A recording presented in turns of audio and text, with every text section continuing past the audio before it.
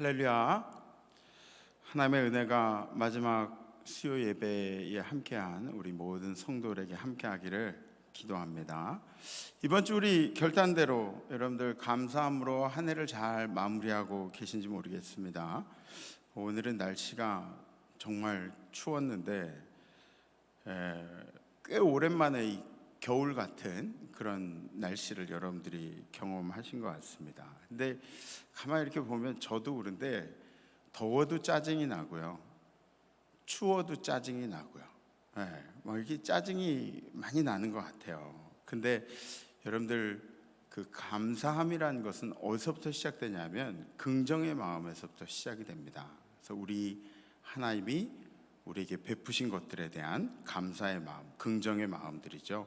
그래서 우리가 우리에게 주신 이 매일에 대해서, 우리에게 주신 것들에 대해서 평가하는 삶을 사는 게 아니라 하나님이 우리한테 주신 것을 우리가 이게 좋고 말고 이렇게 평가하는 삶이 아니라 오늘도 우리가 은혜 가운데 살아가고 있음을 감사한 일이, 그게 바로 첫 번째라고 할 수 있을 것 같습니다. 그래서 오늘 사사기에 대해서 우리가 함께 은혜를 나눠보는 시간이 되었으면 좋겠습니다. 다시 한번 오늘 본문을 우리가 한번 봉독해 볼까요? 여러분들도 집에서 함께 봉독하시죠. 이스라엘 자손이 여호와께 부르짖음에 여호와께서 그들을 위하여 한 구원자를 세우셨으니 그는 곧 베냐민 사람 게라의 아들 왼손잡이 에웃이라. 이스라엘 자손이 그를 통하여 모압 왕 에글론에게 공물을 바칠 때.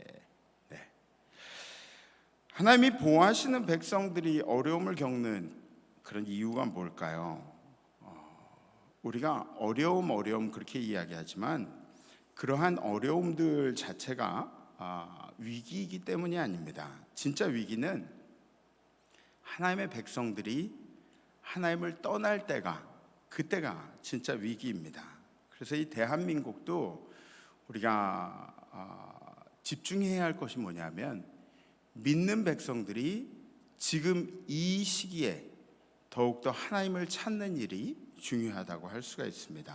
하나님을 믿는 백성들이 나태해지는 것이 바로 이 대한민국의 위기가 될 수 있다는 것이죠. 그래서 우리도 신앙생활에 어려움을 겪으면서 주의할 일이 있다면 이러한 일들 속에서, 이 어려움들 속에서도 하나님과의 거리를 가까이 두어야 하는 것이 바로 우리가 생각해야 할 점입니다. 그래서 사사시대에는 사사라는 인물을 통해서 하나님께서 이스라엘 백성들을 돌보셨는데, 이 억압받는 시기들마다 사사들을 세우셨죠. 그리고 하나님의 백성들이 불신앙으로 빠져가는 그런 방향에서 하나님의 백성들을 다시 하나님 쪽으로 끌고 오는 일들, 그러니까 하나님께서 보호하신 일들을 사사를 통해서 했다는 거죠. 사사시대라는 시기는 여호수아가 가나안 땅에 들어가고 나서 그 이후의 시기를 의미하는데, 이 시기가 어떤 시기냐면 여호수아와 함께했던 세대들이 아니라 여호수아와 함께했던 세대들의 다음 세대들이 하나님을 찾아가는 그런 이야기를 담은 내용이 바로 이 사사기라고 할 수가 있습니다. 그래서 윗세대들은 가나안을 정복한 이후에 다음 세대들에게 이 가나안 또 신앙을 물려주기 위해서 처절한 전쟁을 치렀는데, 근데 이 다음 세대들은 이 처절한 전쟁에 대해서 무지하게 살았던 것이 바로 그 시대의 현실이었다는 것이죠. 그래서 그 다음 세대들은 신앙을 회복하기 위한 거룩한 전쟁을 치르지 않고는 절대로 하나님의 은혜를 깨달을 수, 하나님의 은혜 가운데 살 수 없음을 알게 하는 시기가 바로 이 사사기, 사사시대였다는 것이죠. 사실 지금 우리가 사는 시대들도 그렇습니다. 우리는 뭐 전쟁 세대가 아니에요. 저부터도 그랬고, 물론 제가 어렸을 때는 뭐 방공 포스터도 그리고 방공 글짓기도 하고 뭐 이런 식으로 전쟁에 대해서 우리가 다시 한번 뭐 일깨우는 그런 일들이 많이 있었는데, 근데 지금 이 시대에 뭐 저희 때도 그렇고 저희 밑에 후손들도 그렇고 전쟁 세대들이 점점 사라져간과 동시에 우리 전쟁을 아는 세대들은 점점 줄어들고 있는 것이 바로 지금 이 시대입니다. 그래서 전쟁을 겪어본 세대들은 전쟁이 무엇을 의미하는지 알고, 그리고 무언가를 얻기 위해서 얼마나 피를 많이 흘려야 되고 희생을 치러야 되는지, 후대들에게 자유와 평화를 보장받은 삶을 물려주기 위해서 생명을 아끼지 않고 전쟁을 치러왔고, 또 배고픈 시기들을 참으면서 지나왔습니다. 그런데 지금은 어떤가요? 지금 우리 다음 세대들을 이렇게 볼 때 그런 걱정 들지 않습니까? 우리가 역사에 대해서 잘 모르는 세대들이 아닌가. 그렇게 피의 희생을 통해서, 막 죽음의 희생을 통해서 얻은 자유와 평화에 대해서 감사하면서 사는 다음 세대이기보다는, 지금 이 시대이기보다는 그것을 지키는 마음들은 사라지고 우리 안에 어쩌면 방종과 이기심들이 훨씬 더 가득한 그런 세대를 살아가고 있지 않은가. 이런 내용들에 대해서 아마 어르신들일수록 저하고 이견이 없으리라 그렇게 생각이 됩니다. 무언가를 얻기 위해서 전쟁 같은 희생이 뒤따르는데, 과연 우리는 우리의 후대들에게 어떠한 희생을 함으로 인해서 어떠한 유산을 남겨줘야 할 것인가, 이런 것들에 대해서 우리가 항상 고민하면서 살아가야 한다는 것이죠. 신앙도 마찬가지입니다. 우리의 자유와 평화 이런 것들과 마찬가지로 신앙에서도 이 거룩한 전쟁이 없이는 우리 신앙을 지켜내지 못한다는 것이죠. 거룩을 위해서 희생하지 않으면 그 어떤 신앙의 유산도 우리 다음 세대들에게 물려줄 수가 없다. 다시 말해서 전쟁을 치르지 않으면 우리는 언제든지 죄 가운데로 다시 정착할 수밖에 없다는 그런 사람들이 바로 우리라는 뜻입니다. 죄라는 것은 너무나 매력적이에요. 의를 행한 일이 매력적입니까? 아니면 죄를 행한 일이 매력적입니까? 죄가 더 매력적이에요. 그리고 죄의 특징 중에 하나는 매우 집요합니다. 집요해. 우리의 마음속에 남고 또 남아서 그런 죄에 관한 일들을 하도록 만드는 게 바로 죄의 집요함입니다. 사탄이 지금 이 시대에 뿔 달린 짐승처럼 그렇게 보이진 않아요. 그렇게 우리에게 다가오진 않습니다. 가장 매력적인 모습으로 우리에게 다가온 것이 바로 이 사탄의 존재라는 것이죠. 그래서 이 시대를 살아간 우리들에게 가장 필요한 것, 정말 중요하게 필요한 것이 바로 이 영적인 분별력이라는 것입니다. 아멘? 네, 아멘. 이것이 하나님과 가까이 가는 일인지 아니면 하나님에게서 멀어진 일인지, 그래야 영적인 대적도 알아볼 거 아니에요? 거룩을 방해하는 대상도 영적인 분별력이 있어야 알아볼 수가 있는 것입니다. 대상을 모르는데 영적인 전쟁, 거룩한 전쟁을 어떻게 할 수가 있겠습니까? 대상을 모르는데, 무엇과 싸워야 할지 모르는데, 무엇이 우리의 적인지 모르는데 어떻게 싸울 수가 있겠습니까? 사사기도 이 아무것도 모르는 다음 세대들의 영적인 방종을 깨닫게 하는 그런 시기였죠.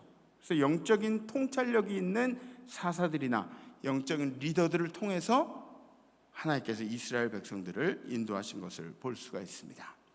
그래서 이 사사들마다 특징들이 있습니다. 그래서 어떤 사사를 보면 여성이라는 그런 특징을 가지고 있는, 그 시대에는 여성이 리더로 나선다, 영적인 리더로 나선다는 것은 굉장히 말도 안 되는 그런 이야기였고요. 또 입다처럼 시정잡배여서 막 동네 불한당 같이 그렇게 돌아다니다가 하나님께 부름을 받고 쓰임을 받은 사람도 있고, 또 겁쟁이로 작은 인원을 가지고 엄청난 대군을 물리친 그런 사사도 있었습니다. 그런 게 이 사사들의 특징이었죠. 오늘 우리가 성경에서 만나는 사사는 에훗, 이 에훗은 왼손잡이라는 그런 특징이 있었습니다.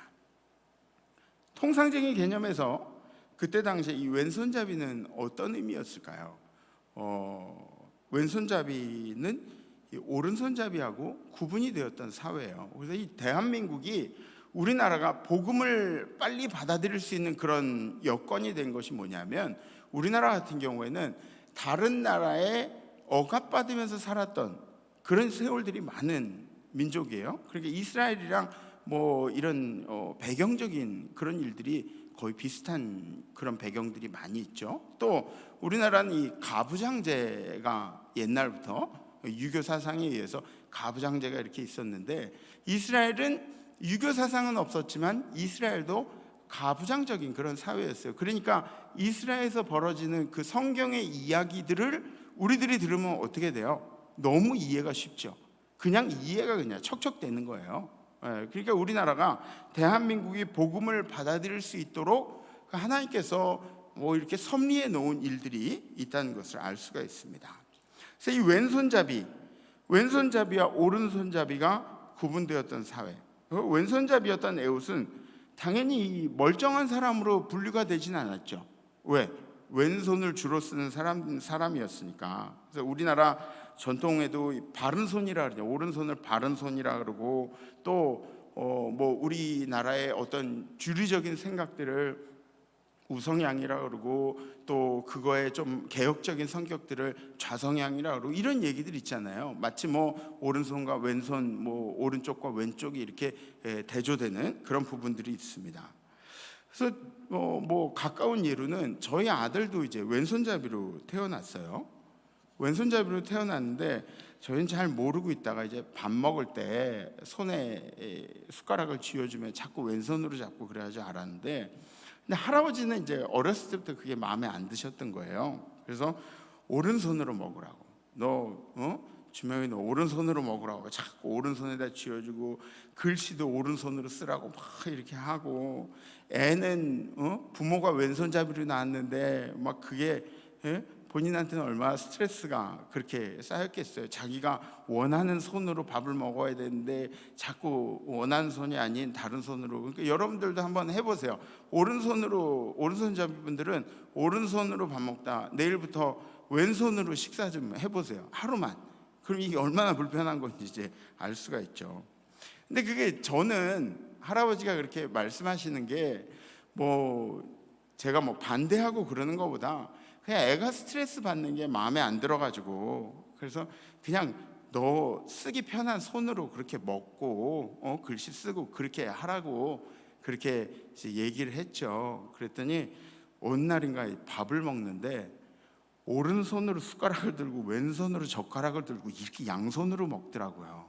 근데 이게 아빠가 보기에 이게 별거 아닌데 엄청 기특해 보이더라니까요. 이게 나는 그렇게 못하는데 이렇게 양손으로 이렇게 먹는 게.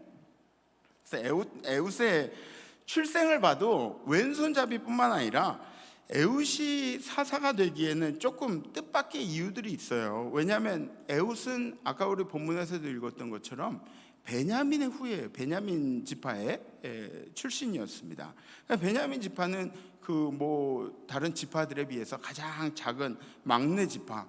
그러니까 뭐 기본적으로 생각하기에 큰 일을 하는 사람들은 큰 지파에서, 큰 형들 지파에서 이렇게 나와야 된다는 그런 생각들도 있는 거죠. 왼손잡이의 가장 작은 지파 출신에, 따지고 보면 하나님이 쓰실 만한 인물은 아님에도 하나님은 에웃이라는 사람을 쓰시기로 마음을 먹으셨던 거죠. 여러분들이 이 비밀에 대해서 아셨으면 좋겠어요. 하나님이 쓰시고자 하신다면 여러분들이 어떤 약점도 어떤 결함도 문제가 되지 않습니다. 하나님께서 쓰시고자 하신다면, 하나님이 여러분들을 쓰시고자 마음 먹으신다면 여러분들이 가지고 있는 어떤 결함도, 또 어떤 문제도, 과거도, 장애도, 그런 것들도 문제가 되지 않는다는 이야기죠. 이 에웃 이전의 사사가 누구였는지 여러분들 아시죠? 온니엘이라는 그런 사사였습니다. 온니엘. 그래서 온니엘은 어떤 사사였냐면 메소포타미아로부터 이스라엘을 해방시킨 사람이었죠. 메소포타미아로부터 이스라엘을 보호한. 그래서 온니엘 때에도 마찬가지로 이 똑같은 일들이 반복되는 것을 우리가 볼 수가 있어요. 태평성대를 누리다 보니까 사람들이 하나님의 말씀을 떠나는 거예요. 하나님을 모른 척하는 거예요. 태평성대를 살다 보니까, 아니 어려운 삶을 살면 하나님을 떠나는 것 같은데, 그래야 되는 게 정상인 것 같은데 그게 아니에요. 어려운 삶이 우리를 하나님에게서 떠나게 하는 것이 아니라 배부른 삶이, 축복받은 삶이, 행복한 삶이 우리를 하나님에게서부터 멀어지게 만든다는 이야기입니다. 그래서 하나님께서 이 온니엘을 택하셔서 메소포타미아 왕 구산 리사다임을 쳐서 나라를 지키도록 그렇게 만드셨죠. 그리고 나서 이스라엘은 약 40년간을 너무나 행복하게 평온하게 그렇게 살았어요. 그런데 이 40년이라는 세월을 지켜보면 하나님께서 배부르고 등 따시게 하신 그 은혜를 생각하면 이스라엘 백성들이 하나님을 잘 섬기면서 하나님만 섬기면서 그렇게 살아야 하는 게 그게 정상 아니겠어요? 그런데 이스라엘 백성들이 그 40년 동안 하나님을 잘 섬겼느냐? 아니요. 배부르고 등 따시다 보니까 사람들이 자꾸 말씀에서 떠난 삶을 사는 거죠. 이게 문제입니다. 배부르고 등 따시니까. 사랑하는 우리 성도 여러분, 여러분들이 행복하시면 행복하실수록 하나님의 은혜 가운데 사심을 명심하시고 그리고 말씀에 의지하는 그런 삶을 사시기를 주님의 이름으로 축복합니다. 내 의지력은 믿을 만한 것이 못 됩니다. 여러분들의 의지력은 믿을 만한 것이 못 돼요. 아무리 의지력이 세다 그래도 여러분들의 의지력은 믿을 만한 것이 못 돼요. 내가 얼마나 약한 사람인지, 여러분들이 얼마나 약한 사람인지는 뭐 저도 그렇고요. 누군가 이야기 안 해줘도 우린 다 알고 있어요. 우리가 다른 사람이 우리 보고 연약하다고 이야기하고 뭐 의지가 약하다고 이야기하면 막 화를 내고 아닌 것처럼 얘기하지만 우리는 우리 스스로를 너무나 잘 알고 있어요. 우리는 우리의 의지력을 믿지 못합니다. 내 의지력을, 여러분들의 의지력은 믿을 만한 것이 못 된다는 이야기죠. 40년을 서서히 하나님과 등지다 보니까 세상하고 타협을 하게 되죠. 또 말씀하고 타협을 하게 돼. 이게 제일 큰 문제 같아요. 말씀하고 타협을 하는 이 말씀에 나온 내용들을 하나님의 뜻대로 해석하는 게 아니라 이 말씀에 나온 내용들을 나에게 맞게 타협을 하는 것이 그게 가장 큰 문제라는 거죠. 40년 그렇게 살다 보니까 그렇게 됐어요. 우리도 마찬가지예요. 우리도 행복하고 편안한 삶을 이렇게 살다 보면 우리도 모르는 새 이 말씀을 타협을 하려고, 말씀과 타협을 하려고, 세상과 타협을 하려고 어느 정도 뭐 여기저기 중간선쯤에 여기서도 욕 안 먹고 신앙생활도 욕 안 먹고 그럴 쯤에 서 있는 우리들의 모습을 보게 된다는 거죠. 이때 하나님께서는 이 모압이라는 나라를 통해서 이스라엘을 깨우치시려고 하죠. 그래서 이 하나님이 모압이라는 나라를 일부러 강성하게 만듭니다. 이스라엘을 혼내시려고. 모압은 어떤 나라예요? 모압은 저주받은 민족이에요. 왜 저주받은 민족이냐면 룻의 딸들이 이 땅에 의인은 우리 아버지밖에 없다 그래가지고 아버지하고 동침해서 시작된 자손이 이 모압과 암몬 자손입니다. 하나님께서 저주하신 민족들이에요. 이스라엘하고 합쳐지지 않는 그런 민족이에요. 그런데 이 저주받은 민족을 강성하게 세우신 하나님의 목적이 뭐냐면 이스라엘을 괴롭히시기 위해서라는 게 이게 얼마나 안타까운 일입니까? 마치 아들을 훈계하려고 몽둥이를 깎고 있는 그런 아버지의 모습이 그 아버지의 마음은 좋았을 리가 있겠습니까? 하나님을 믿는 백성들만 통치하시는 분이 아닙니다. 하나님은 세상 모든 만물을, 우주 만물을 통치하시는 분이에요. 하나님 우리가 몰라서 그렇지 우리가 눈으로 보는 세상 말고도 우리의 눈으로 보이지 않는 뭐 우주나 뭐 우주 밖의 이야기 이런 것들뿐만이 아니라 여러분들 세포 하나까지 분자 하나까지 다 책임지고 계신, 움직이고 계신 분이 우리 하나님이시라는 거죠.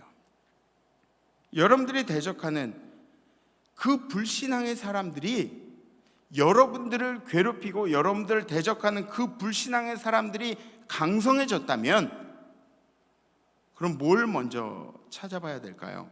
여러분들이 하나님께는 어떤 사람인가를 한 번쯤 생각해 보셔야 돼요. 내가 하나님께 어떤 사람이기에 하나님께서 이 불신앙의 사람들을 통해서 나를 연단을 시킬까? 나에게 어려움을 주실까? 하나님께 나는 어떤 사람인가?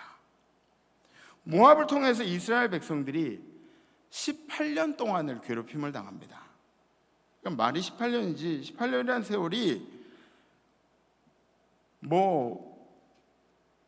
그냥 세월이 아니라 이 강산이 2번 바뀌는 그런 시기가 20년 가까운 세월을 그렇게 보냈다고 생각을 해보세요. 그리고 그렇게 20년이 가까운 세월을 지나고 나서야 이스라엘 백성들이 이제야 하나님을 찾게 되는 거죠. 오늘 본문 말씀 다시, 이스라엘 자손이 여호와께 부르짖음에 여호와께서 그들을 위하여 한 구원자를 세우셨으니, 이제 이렇게 되는 거예요. 그러니까 우리들이 얼마나 미련한 사람인지 몰라요. 그 오랜 세월 동안을 하나님을 등지고 살아도 이게 왜 이렇게 됐는지, 우리가 왜 이렇게 괴로운 인생을 사는지, 우리 마음이 왜 이렇게 불편한 인생을 사는지를 모르고 살다가 이제야 다 끝난 다음에 우리의 노력과 땀방울과 이런 것들 다 허비하고 그러고 나서야 이제 하나님 앞에 돌아온 내용이죠. 그나마 돌아온 게 얼마나 다행이에요, 그죠? 여호와를 부르짖었더니 그때 여호와께서 일하기 시작하시는 것입니다. 결과적으로 이 어려움이라는 게 뭐냐면, 이 시련이라는 게 뭐냐면 우리를 하나님께로 가까이 끌어다 놓는 그런 놀라운 일을 한 결과가 되는 것입니다. 하나님이 이 에웃이라는 사람을 세우셔서, 이 사사를 세우셔서 에글론 왕을 치시는데, 이 이야기를 여러분들 잘 한번 생각하면서 들어보세요. 이스라엘에서 이제 조공을 가지고 갑니다. 가서 조공을 다 바친 다음에 그 다음에 이제 돌아갈 때쯤에 돼서, 그래서 이 에웃이 사람들을 다 돌려보내고 나서 그 다음 다시 에글론 왕을 이제 찾아가요. 그 모압 왕 이름이 에글론 왕이니까 에글론 왕을 찾아가요. 그리고 왕에게 이런 얘기를 합니다. 제가 은밀하게 왕에게 말씀드리고 싶은 내용이 있다고 그렇게 이야기를 하죠. 그랬더니 이 에글론 왕이 그 은밀한 내용이 뭔지, 그래서 신하들 보고 이제 다 나가라 그럽니다. 조용히 들으려고. 그래서 단둘이 에글론 왕 앞에, 적들의 왕 앞에 이 에웃이 서 있는 거예요. 그리고 에웃은 이 몸 안에 오른쪽 허벅지 안쪽에 숨기고 있던 칼을 빼내서 이 에글론 왕을 찔러 죽이게 됩니다. 아니, 왕 가까이 가는데, 그런데 이 칼을 들고 어떻게 가겠어요? 몸에 보이는 그런 칼을 여기다 차고 들어갈 수 없잖아요. 그래서 이 오른쪽 다리 안쪽에다가 찬 거죠. 오른쪽 다리 안쪽에다 찬 이유가 뭐냐면, 왼손잡이니까 왼손을 쓰려면 오른쪽 다리 안쪽에 차야, 바깥쪽에 차면 다 들키니까 오른쪽 다리 안쪽에 차야 얼른 빼가지고 이렇게 죽일 거 아니에요. 네? 자기 옷으로 다 이렇게 치마처럼 이렇게 두루마기처럼 이렇게 내려간 옷 속에다가 오른쪽 다리 안쪽에다가 보이지 않도록, 그 칼 길이가 한 30cm 정도가 됐다 그래요. 그러니까 걸을 때도 거추장스럽지 않고 허벅지 안쪽에만 딱 이렇게 숨길 수 있는 정도의 칼을 그렇게 차고 들어간 거죠. 어떤 분들은 그렇게 얘기할 수 있어요. 아니, 그렇게 하려면 왜 왼손잡이여야 합니까? 오른손잡이가 해도 되는 거 아닙니까? 굳이 왼손잡이가 할 필요가 없잖아요. 그래서 오른손잡이가 왼쪽 허벅지에 칼을 차도 되는데, 이렇게 얘기하시는 분이 있을 수도 있어요. 근데 여기서 이제 에웃의 진짜 모습이 공개가 되는 거예요. 그래서 하나님이 에웃을 쓰신 이유가 공개가 되는 겁니다. 이 히브리서 원어 성경으로 보면 에웃은 왼손잡이가 태어나면서 왼손잡이가 된 게 아니라 오른손이 마비된 사람이래요. 오른손이 마비된 사람. 오른손이 마비된 사람이라고, 손 마른 사람이라 그러잖아요. 중풍처럼 이렇게 오른쪽이 마비된 사람. 그러니까 여러분들 오른손 마비된 사람이 오른손만 마비돼 있나요? 이렇게 오른쪽이 전부 다 마비가 돼 있을 수가 있어요. 그죠? 오른손이 마비된 사람. 그러니까 왕이 볼 때에도, 다른 사람이 볼 때에도 몸이 불편해서 누구를 공격하거나 위협이 될 수 없는 그런 사람이었다는 거죠. 누가 봐도 이 오른손이 마비돼 있는데 허술하게 보이는데 그런 사람이 뭐 공격적이라고는 뭐 왕을 공격하리라고는 생각을 못했던 거죠. 그래서 에훗이 적들의 왕 앞에 홀로 설 수 있었던 이유는 허술해 보이는 사람이어서, 이 한쪽이 마비가 돼서 허술해 보이는 사람이어서, 그래서 왼손잡이가 된 거예요. 그래서 이런 일들을 우리가 생각해 보면 하나님이 여러분들이 상상한 대로 여러분들을 쓰시지는 않는다는 거죠.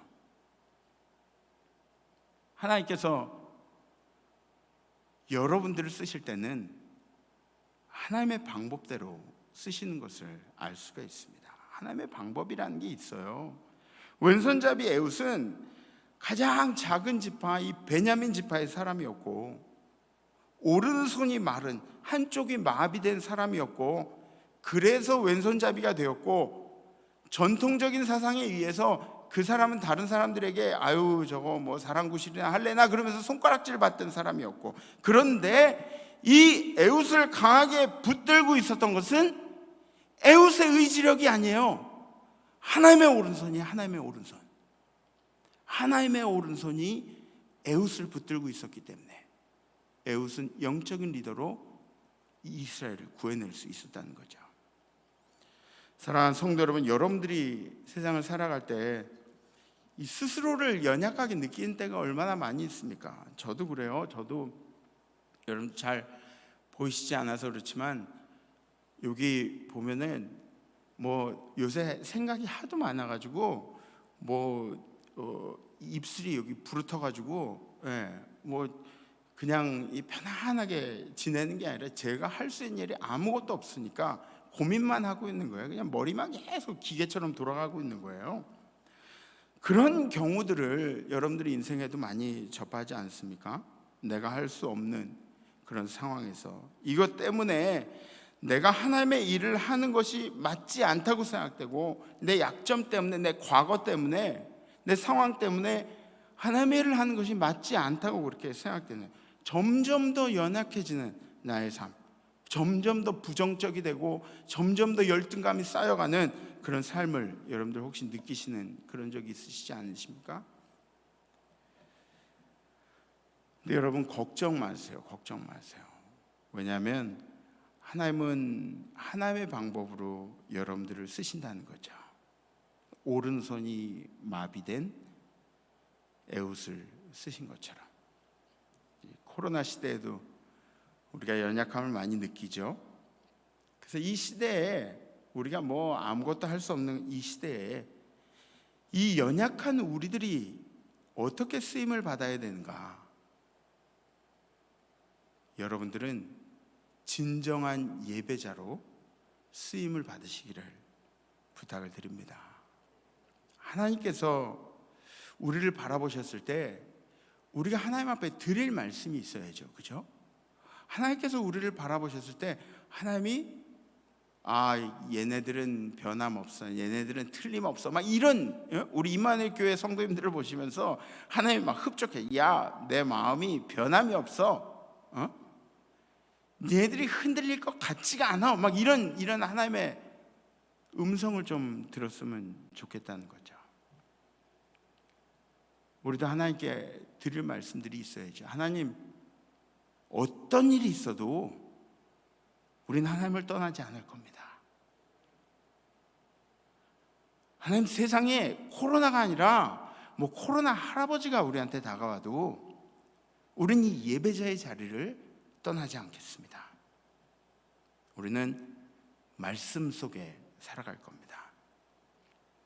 하나님께 돌아오는 백성들로 우리 임마누엘 성도님들이 쓰임 받으시기를, 그리고 주님이 오른손으로 강하게 붙드셔서 하나님 앞에 진정 어린 그런 예배자로 쓰임 받으시는 우리 임마누엘 성도님들이 되시기를 주님의 이름으로 축복합니다. 아멘. 우리 함께 기도하겠습니다. 주님, 에훗이 쓰임 받은 것처럼 우리도 쓰임 받기를 원합니다. 에훗은 비록 왼손잡이였고 아니 오른손이 마비돼서 왼손이 된 그런 왼손잡이도 아닌 왼손잡이였고 몸이 불편한 사람이었고 그리고 가장 작은 베냐민 지파에서 난 사람이었음에도 불구하고 하나님의 방법대로 쓰임 받은 것처럼 우리 임마누엘 성도들도 우리 성도의 삶이 고되고 힘들고 또 우리의 과거가 우리의 모습이 여러 가지 판단 가운데서 쓰임받지 못할 거라는 생각을 하고 있어도 우리 주님께서 우리 성도들에 맞게 사용하여 주실 줄 분명히 믿습니다. 우리가 예배자로, 진정한 예배자로, 정말 진심으로 주님을 바라는 그 예배자로 세움받기를 원하오니 우리 임마누엘 성도들의 삶 가운데 함께 하시고 또 2020년을 마무리하는 우리 성도들, 2021년도를 이제 감격으로 준비하는 우리 성도들에게 이 에웃에게 내리신 하나님의 역사를 베풀어 주시옵소서. 이제는 우리를 사랑하신 예수 그리스도의 은혜와 그 아들 우리에게 아낌없이 허락하신 하나님 아버지의 무하신 사랑하심과 에웃을 쓰셔서 이스라엘을 지키셨던 것처럼 임마누엘 성도를 예배자로 세우셔서 이 대한민국을 지키시는 성령님의 교통하심의 역사가 오늘 온라인으로 하나님 앞에 예배드리는 우리 모든 임마누엘 성도들 가운데 우리 성도들의 삶 속에 생업과 자손들 가운데 그리고 사명 가운데 이제로부터 영원토록 함께 하옵시기를 간절히 축원하옵나이다. 아멘.